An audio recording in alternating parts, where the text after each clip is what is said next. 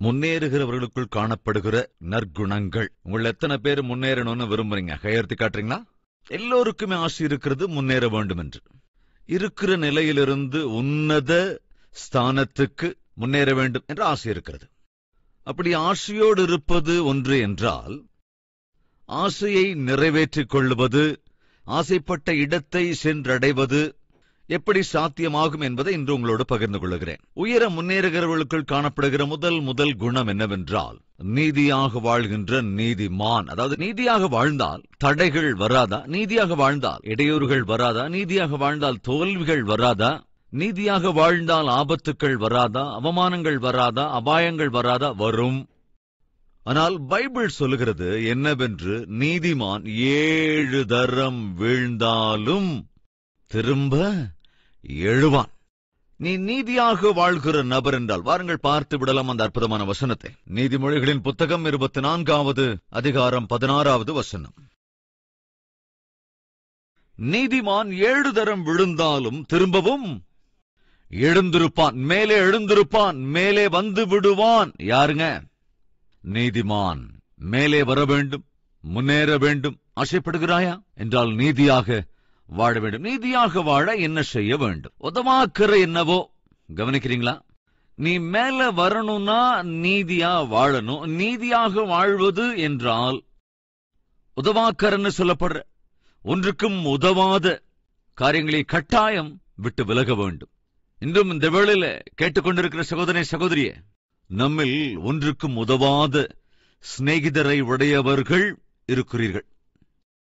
அவர்கள் உன்னை குடிக்க வைப்பார்கள், அவர்கள் உன்னை கடன் வாங்க வைப்பார்கள், அவர்கள் உன்னை கொண்டு அருவருப்பான காரியங்களை செய்ய வைப்பார்கள், வழிதப்பும்படி செய்வார்கள், உதாரியாக்கி விடுவார்கள், செய்யக்கூடாதவைகளை செய்ய வைப்பார்கள், தவறு செய்ய வைப்பார்கள், தப்பான காரியத்தை செய்ய வைப்பார்கள்.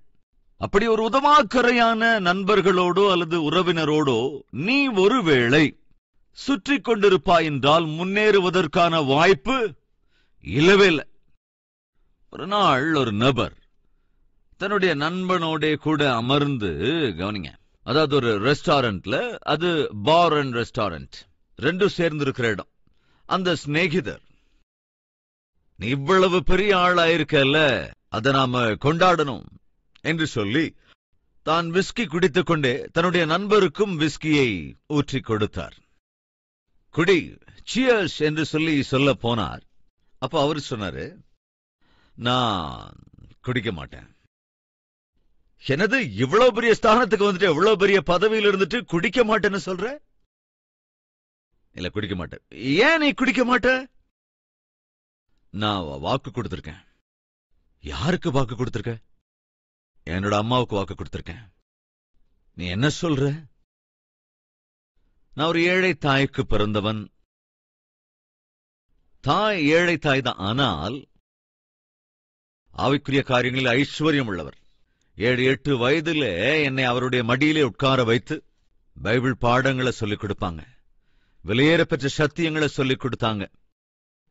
அப்படி விலையேறப்பெற்ற சத்தியங்களை கற்றுக் கொடுத்த போது ஒரு நாள் கேட்டாங்க, மகனே, உன் வாழ்க்கையில கண்டிப்பா நீ ஒரு நாள் ஒரு உன்னதமான ஸ்தானத்தை அடைவ. அப்படி ஒரு உன்னதமான ஸ்தானத்தை அடைய வேண்டுமென்றால் நீ நீதியா வாழணும். நீ நீதியாக வாழ வேண்டுமென்றால் கட்டாயமாக 2 வேலைகளை உன் வாழ்க்கையில செய்யவே கூடாது. அது என்ன மம்மி? எனக்கு வாக்கு கொடு. சொல்லுங்க மம்மி. குடிக்க மாட்டேன். என்னுடைய வாழ்க்கையில நான் மதுவை அருந்த மாட்டேன். வாக்கு கொடு. கண்டிப்பா அம்மா. அது மட்டும் இல்ல மகனே, ஊர் சுத்த மாட்டேன், எந்த பெண்களோடையும் சுத்த மாட்டேன், மதுவை தொட மாட்டேன், மாது பின்னாலையும் போக மாட்டேன். கவனிங்க, எந்த வயசுலங்க? மகனுடைய 8வது வயதிலே அவனுடைய அந்த தாய் அந்த சிறுவனிடத்திலே வாக்கு கேட்டு பெற்றுக்கொண்டார். என்ன வாக்கு? மதுவை குடிக்க மாட்டேன், மாதுவையும் நாட மாட்டேன், வேசிகளின் பின்னால் போகவே மாட்டேன் என்று என் தாய்க்கு என்னுடைய 8வது வயதுல நான் வாக்கு கொடுத்துட்டேன். என்னவென்று, உதவாக்கரையான வேலைகளை செய்ய மாட்டேன்னு, உதவாக்கரையா இருக்கிறவங்களோட சேர மாட்டேன்னு வாக்கு கொடுத்திருக்கேன். அதை கேட்டுக்கொண்டிருந்த அவருடைய ஃப்ரெண்டு தலை குனிந்து கொண்டார். தலை குனிந்ததோடு மாத்திரமல்ல, அவர் கண்களிலிருந்து கண்ணீர் வழிந்தது. என்னடா நீ எதுக்கு அழற? இவர் கேட்டார். ஒன்னும் இல்லடா, உன்னுடைய தாய் மாதிரி எனக்கும் தாய் இருந்திருந்தாங்கன்னா எனக்கு இப்படி ஒரு குடிகாரனா ஆயிருக்கவே மாட்டேன்டா. உங்க அம்மா மாதிரி எங்க அம்மா விலையேற பெற்ற காரியங்களை சொல்லிக் கொடுக்கல, ஆவிக்குரிய வளர்க்கல. உங்க அம்மா உன்னை ஆவிக்குரியவனா வளர்த்திருக்காங்க, சத்தியத்தை சொல்லிக் கொடுத்து வளர்த்திருக்காங்க. அதனாலதான் அந்த தேசத்தையும் ஆளுகை செய்கிற பிரசிடென்டா உன் தாய் உன்னை இந்த தேசத்திற்கு அர்ப்பணிச்சிருக்கிறாங்க. அப்படி அந்த உதாரித்தனத்துக்கும் குடிப்பழக்கத்துக்கும் தூரமா இருந்து அந்த அற்புதமான ஸ்தானத்துக்கு வந்த நபர் யார் தெரியுமா? Abraham Lincoln. எப்ப அந்த தீர்மானத்தை எடுத்தார்? கவனிங்க, எந்த தீர்மானம்? ஒன்றுக்கும் உதவாக்கரையான எதுவும் என் வாழ்க்கையில இருக்கவே கூடாது. மேல வரணும், முன்னேறணும்னு ஆசைப்படுறியா என்றால் கவனி, ஒன்றுக்கும் உதவாக்கரையான எதுவும் உன்னுடைய வாழ்க்கையில் இருக்கவே கூடாது. ஒரு நாள் அந்த ராஜாவை பார்த்து ஒரு குடிகார், அந்த குடிகாரரை பார்த்து அவரோட மகனும் குடிகாரர் ஆயிட்டாரு, உதவாக்கரை ஆயிட்டாரு. தேசத்தை ஆளுகை செய்கிற ராஜா போய்கொண்டிருந்த போது, ஐயா ராஜா, உங்க ஆளு என் ஆளோட சேர்ந்து சுத்திக்கிட்டு இருக்காராம் அப்படின்னாருங்க. கவனிச்சிங்களா? என்ன சொல்றாரு? உங்க ஆளு அப்படின்னா உங்க மகன் என் ஆளோட சேர்ந்து சுத்திக்கிட்டு இருக்காராம் அப்படின்னா என் பையனோட சுத்திக்கிட்டு இருக்காரு. அந்த வார்த்தைய கேட்டப்ப அந்த தந்தை தலை குனிந்து கொண்டார். அத மகன் பார்த்துட்டான். யாருங்க பார்த்தது? மகன் பார்த்துட்டான். அந்த குடிகாரர் சொன்ன வார்த்தையை கேட்ட தகப்பன் தலையை குனிந்ததை மகன் பார்த்துட்டான். இந்த குடிகாரரோட மகன் ஒரு குடிகாரன், ஆனால் என்னுடைய தந்தை குடிகாரர் இல்லையே, தேசத்தில் மிகுந்த மதிப்பு மரியாதையும் உள்ள ராஜாவா இருக்கிறார். அந்த ராஜாவே இன்று அந்த குடிகாரர் சொன்ன வார்த்தையை கேட்டு தலை குனிஞ்சிட்டாரு. அது என்னால தானே? இனி என்னுடைய வாழ்க்கையில இனி ஒரு காலம் என்னுடைய தந்தையுடைய ஸ்தானத்திற்கு குறைவாக இருக்கின்ற எந்த ஒரு நண்பனையும் கூட என்னுடைய எல்லைக்குள்ள நான் வரவிட மாட்டேன் என்று தீர்மானம் எடுக்க போகிறேன் என்று சொல்லி அந்த நாளில் அந்த வாலிபன் தீர்மானம் எடுத்துக்கொண்டானா. என்ன தீர்மானம்?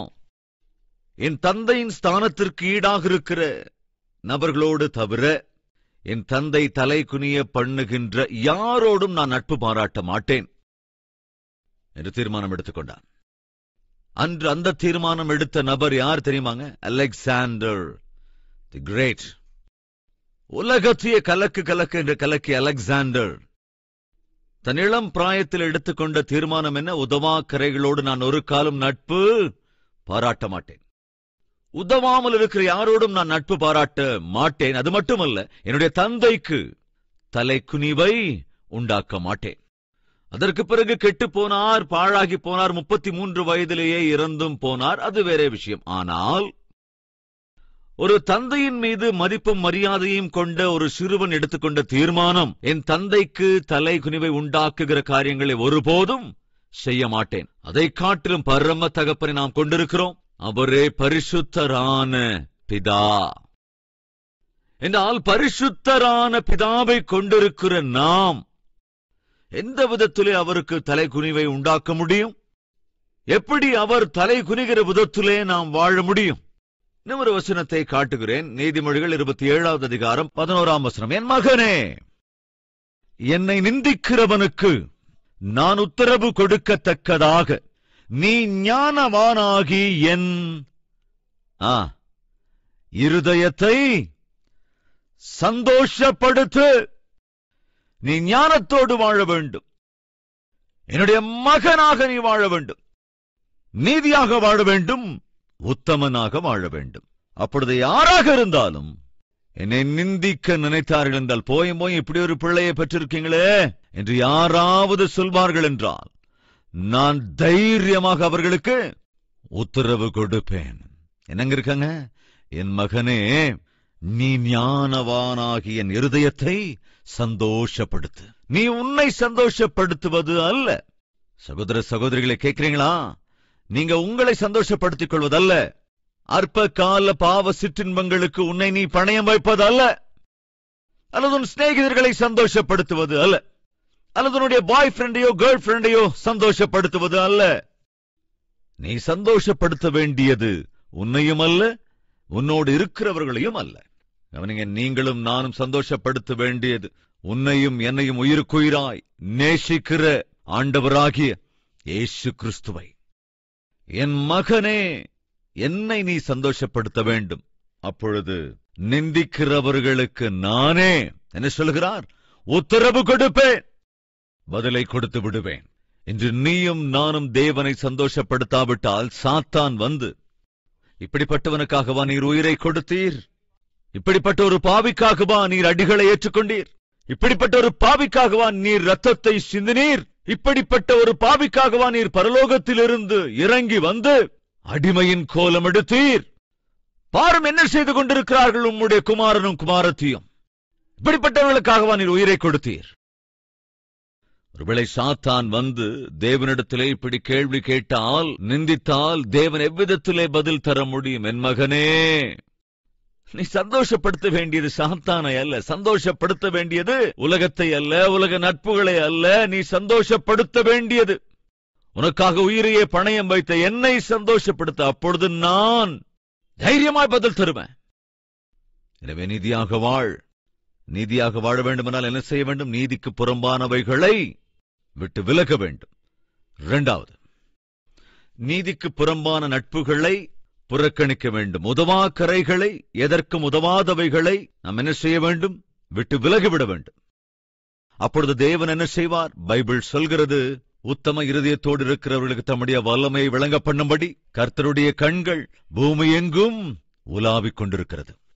நீ நீதியாக வாழ்ந்தால் உனக்கு வல்லமையை காண்பிக்கும்படி, உன்னை உயர்த்தும்படி, உன்னை ஆசீர்வதிக்கும்படி, உன்னை உன்னதமான ஸ்தானத்திற்கு கொண்டு போகும்படி கர்த்தருடைய கண்கள் உலாவிக் கொண்டிருக்கிறது, தேடிக்கொண்டே இருக்கிறது. மறுபடியும் மறுபடியும் ஞாபகப்படுத்துகிறேன், யோசேப்பு நீதியுள்ள வாழ்க்கை வாழ்ந்தான். எனவே யோசேப்பை தேவன் அதிக அதிகமாக உயர்த்தினார். தாவீது உத்தமமான வாழ்க்கை வாழ்ந்தான். தாவீதை தேவன் உயர்த்தினார். தானியேல் நீதியாக வாழ்ந்தான். தேவன் தானியேலை உயர்த்தினார். உயர்ந்த ஸ்தானத்திற்கு வந்தவர்களை நாம் கவனிப்போம் என்றால் அவர்கள் நீதியோடு கூட வாழ்ந்தார்கள். நீயும் நாமும் உன்னதமான ஸ்தானத்தை அடைய வேண்டும் என்றால், உள்ள நிலையிலிருந்து உன்னத நிலைக்கு வர வேண்டும் என்றால் நீதியாக வாழ வேண்டும். நமக்கு தேவன் கொடுக்கிற வாக்குத்தத்தம் என்னவென்றால், முதலாவது தேவனுடைய ராஜ்யத்தையும் அவருடைய நீதியையும் தேடுங்கள், அப்பொழுது இவைகள் எல்லாம் உங்களுக்கு கூட கொடுக்கப்படும். அதாவது, எதை புசிப்போம், எதை உடுத்திக் கொள்வோம் என்று உங்களுடைய சரீரத்தை குறித்து நீங்கள் யோசித்துக் கொண்டிருக்க வேண்டாம். உங்களுக்கு எது தேவையோ அது எனக்கு தெரியும், அவைகளை நான் உங்களுக்கு அருளிச் செய்வேன். எப்போ? முதலாவது என் ராஜ்யத்தையும் என்னுடைய நீதியையும் நீங்கள் தேடும் போது. உயர்ந்த ஸ்தானத்தை அடைகிறவர்களுக்குள் காணப்படுகின்ற முக்கிய பண்பு என்னவென்றால், அவர்கள் நீதியாய் வாழ்கிறார்கள். இரண்டாவது, மேலே வருகிறவர்களுக்குள் காணப்படுகிற குணம், அவர்கள் நம்பிக்கைக்கு பாத்திரமாய் வாழ்கிறவர்கள். எப்படிங்க? நீதியான வாழ்க்கை வாழ்வார்கள். இரண்டாவதாக, நம்பிக்கையோடே கூட வாழ்வார்கள். யார் மீது நம்பிக்கை? சொல்லுங்களேன். தேவன் மீது நம்பிக்கை. யார் தேவன் மீது நம்பிக்கை கொண்டவர்களாய் வாழ்கிறார்களோ அவர்கள் அசாத்தியமானவைகளை சாத்தியப்படுத்திக் கொள்வார்கள். எக்ஸாம்பிள், சவுல் கோலியாத்தை கண்டு பயங்கரமா பயந்துட்டான். ஏன் சவுல் திடீர்னு அப்படி பயப்பட்டான்னா, தேவன் சவுலை விட்டு விலகிவிட்டார். சவுல் தேவனிடமிருந்த நம்பிக்கையை இழந்து போனான். எனவே சவுல் தேவனை விட்டு விலகிவிட்டான். கோலியாத்து வந்து சொல்லுகிறான், உங்களுடைய சேனையும் எங்களுடைய சேனையும் எதற்காக அடித்துக் கொள்ள வேண்டும்?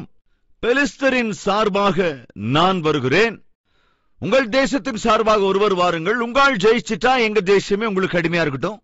வருகிறவரை ஒருவேளை நான் முறையடித்தால் உங்கள் தேசம் எங்களுக்கு அடிமையாக இருக்க வேண்டும், வாங்க என்று சவால் விட்டான். எப்படி? ஒரு நாள் இல்ல, 2 நாள் இல்லைங்க, 40 நாட்கள் அவன் சவால் விடுத்துக் கொண்டே இருந்தான். கோலியாத்தினுடைய உயரத்தையும் பலத்தையும் பார்த்த சவுலும் சவுலோடே கூட இருந்தவர்களும் பயங்கரமாய் கலங்கி போனார்கள். பயத்திலே திக்கு திக்கு திக்கென்று. இப்ப என்ன பண்றது? யாரு போய் அந்த கோலியாத்தை முறியடிப்பது? யாரால் இது சாத்தியம் என்று நினைத்துக் கொண்டிருந்த சமயத்தில்தான் தாவீது அந்த யுத்த பூமிக்குள்ளே நுழைகிறான். அந்த யுத்த களத்திற்குள்ளே வந்தபோது கோலியாத் விடுக்கிற அந்த சவால்களை கேட்கிறான். கேட்டவன் இப்படி சொல்லுகின்றான், சேனைகளுக்கு அதிபதியாகிய தேவனாகிய கர்த்தரை, அவருடைய நாமத்தை நிந்திக்கிற விருத்த சேதனமில்லாத இவன் எம்மாத்திரம் என்றான். சவுலுக்கு அந்த செய்தி வந்து சேர்ந்தது. தாவீது என்ற ஒரு வாலிபன் கோலியாத்தை கொன்று விடுவேன் என்கிறான், எனக்கு வாய்ப்பு கொடுத்தா போதும் என்று சொல்லுகிறான். என்ற போது சவுல் வர வச்சான். பாப்பா, நீ கொஞ்சம் இப்படி வா, என்ன என்ன செய்யறேன்னு சொன்ன, எனக்கு ஒரு வாய்ப்பு கொடுங்க பாக்குறேன், அவனை போய் கொண்டு போட்டுறேன். என்னது? எங்க யாராலையும் முடியாதது உன்னால எப்படியா முடியும்? நம்பிக்கை. யார் மேலங்க நம்பிக்கை? சத்தமா சொல்லுங்க. என்னுடைய தேவன் மீது நம்பிக்கை. மேல வர்றவங்க யார் தெரியுமாங்க? தேவனை நம்புகிறவர்கள் தான். தாவீது சொல்லுகிறான், நம்பிக்கை. அப்படி என்னதான் உன் நம்பிக்கை? ஒரு நாள் நான் ஆடுகளை மேய்ச்சிக்கிட்டு இருந்தேன். ஆடுகளை அப்படி மேய்ச்சிக்கிட்டு இருக்கும்போது சடனா ஒரு சிங்கம் வந்துருச்சு. என்னுடைய ஆடுகளிலே ஒரு சின்ன ஆட்டுக்குட்டிய அதை பிடிச்சிட்டு போறதுக்கு முயற்சி பண்ணுச்சு. அப்ப அந்த சிங்கத்தை நான் பார்த்தேன். என்னை விட ரொம்ப பலம் உள்ளது, தெரியும் தானே? சிங்கம் தான் காட்டுக்கே ராஜா.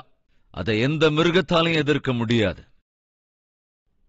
என்னை விட ரொம்ப பலம் உள்ளது, என்ன ரொம்ப சுலபமா கொன்று போடக்கூடியது. ஆனா நம்பிக்கை என்னன்னு? என் தேவன் என்னோட கூட இருக்கிறார் என்ற நம்பிக்கை. தைரியமா போன அந்த சிங்கத்துக்கு எதிரா போன. போய் அந்த சிங்கத்தோட 2 தாடைகளையும் அப்படியே கிழிச்சு போட்டுட்டேன். சிங்கத்தையே முறியடிக்க தேவையான பலத்தை கொடுத்த என் தேவன் கோலியாத்தை கூட முறியடிப்பதற்கு பலத்தை கொடுப்பார் என்ற நம்பிக்கை. புரியுதாங்க? முன்னேறவங்க யாரு? கவனிங்க.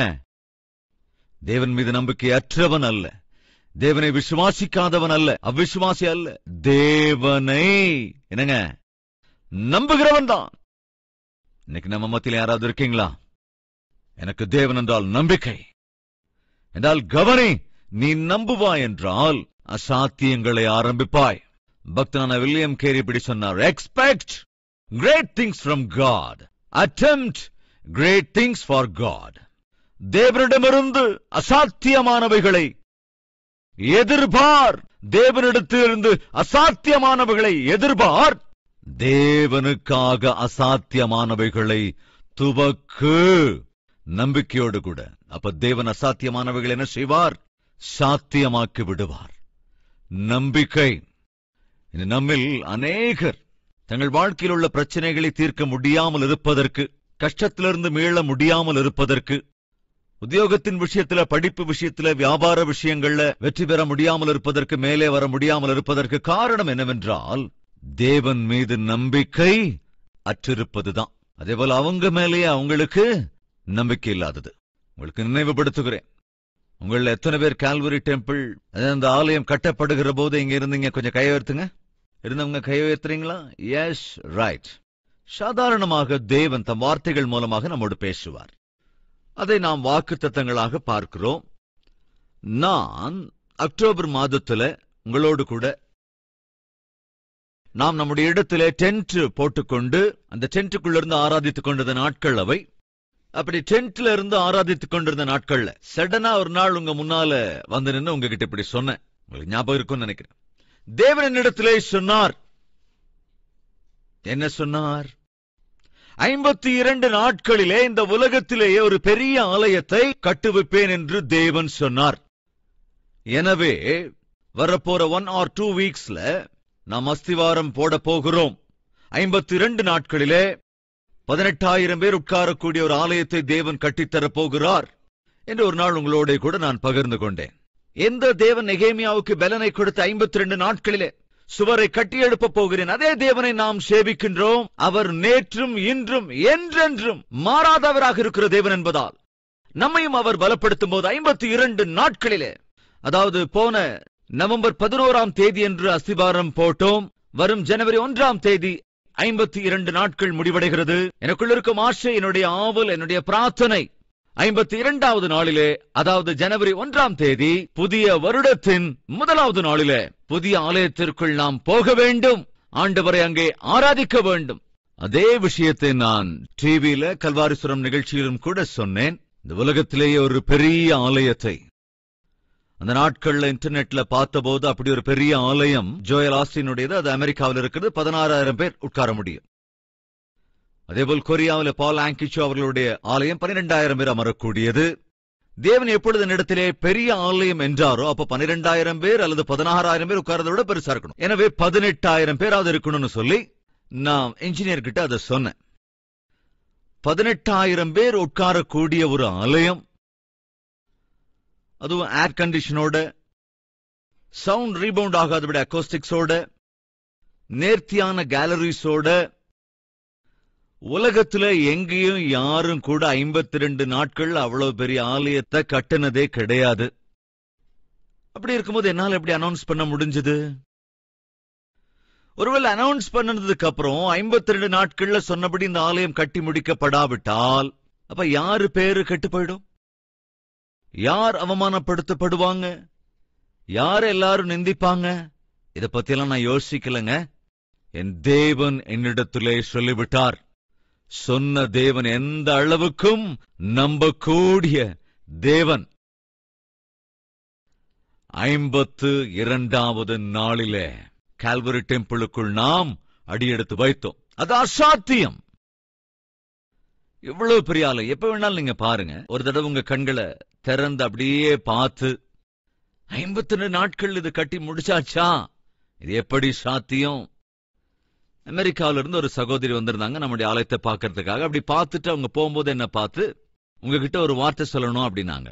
என்ன சொல்லணும்னு கேட்டேன். யாராவது தேவன் இல்லை என்று சொல்வோர் இருந்தா அவங்களை கூட்டிட்டு வாங்க. கூட்டிட்டு வந்து இந்த ஆலயத்தை முழுசா பார்க்க சொல்லுங்க. பார்க்க வச்சு இது 52 நாள் கட்டி முடிக்கப்பட்ட ஆலயம்னு சொல்லுங்க. அப்ப அவரு சொல்வாரு, இது எந்த மனிதனாலும் சாத்தியம் அல்ல, ஒரு தேவனால் மாத்திரம்தான் சாத்தியம்.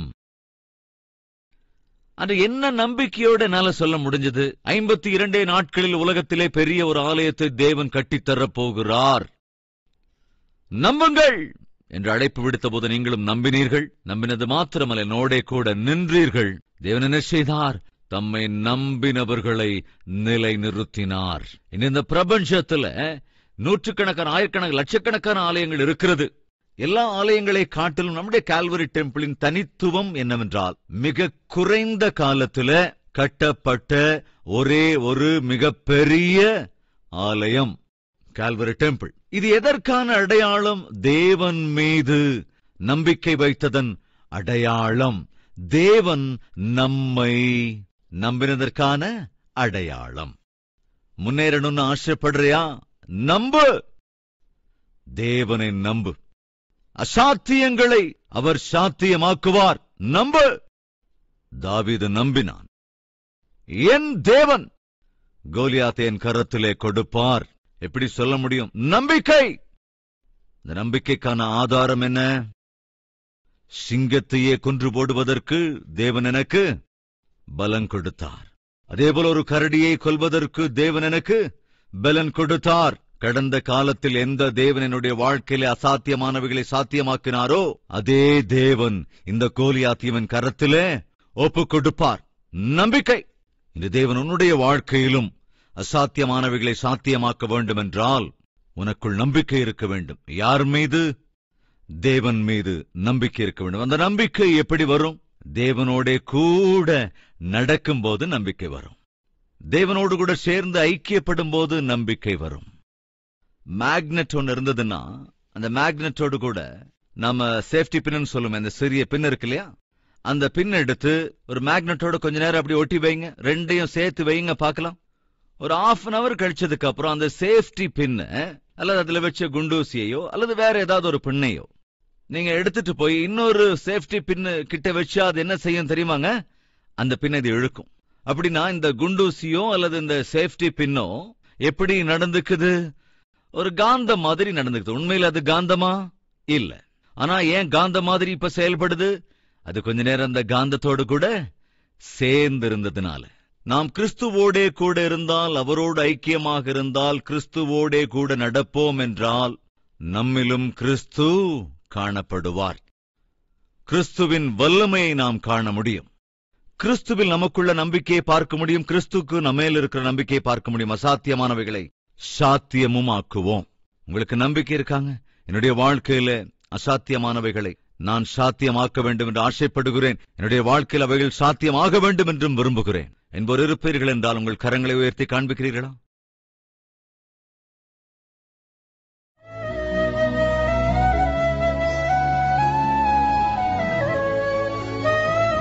மகா பரிசுத்தமும் அன்பும் நிறைந்த பிதாவே, தெளிவாய் திட்டவட்டமாய் இன்றும் எங்களோடு பேசியிருக்கிறீர். நீதியோடே கூட வாழ வேண்டும். ஒன்றுக்கும் உதவாக்கரையான எல்லாவற்றையும் நாங்கள் விட்டு விலக வேண்டும்.